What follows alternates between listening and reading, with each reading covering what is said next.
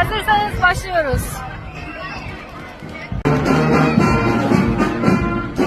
Benim mezun gençleri. Çılgın kız gençler. Ve o çok pahalı otobüsleri.